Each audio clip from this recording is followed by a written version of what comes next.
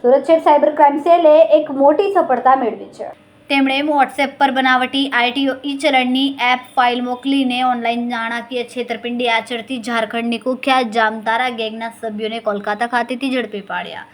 Cyber crime cell દ્વારા મળેલી માહિતી મુજબ 27મી ઓગસ્ટ 2025ના રોજ એક વરિષ્ઠ નાગરિકની વોટ્સએપ પર અજાણ્યા નંબર પરથી એક આરટીઓ ઈ-ચલણની એપ ફાઇલ મળી હતી। પીડિતે આ ફાઇલ ડાઉનલોડ કરીને પોતાના ક્રેડિટ કાર્ડની વિગતો ભરીને પેમેન્ટ કરવાનો પ્રયાસ કર્યો। જો કે પેમેન્ટ બટન પર ક્લિક કરતાં જ પેજ બંધ થઈ ગયો।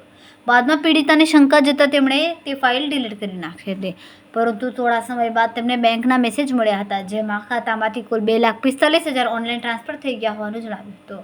આ ઘટના બાદ તાત્કાલિક સાયબર ક્રાઇમ હેલ્પલાઇન નંબર 1930 પર ફરિયાદ નોંધવામાં આવી। સુરત સાયબર ક્રાઇમ સેલની ટીમે ટેકનિકલ તપાસ હાથ ધરી અને ગુનામાં સંડોવાયેલ 2 આરોપીને કોલકાતા, પશ્ચિમ બંગાળથી પકડી પાડ્યા। આ આરોપીઓ ગુના દ્વારા મળેલા નાણાં મુખ્ય આરોપીને મોકલી આપતા હતા। કોર્ટે આરોપીઓના 4 દિવસના રિમાન્ડ મંજૂર કર્યા છે અને વધુ તપાસ ચાલી રહી છે। કેમેરામેન સેનિલ વિરાણી સાથે વિશાલ છેટા, માનવ પ્રભા ન્યૂઝ, સુરત।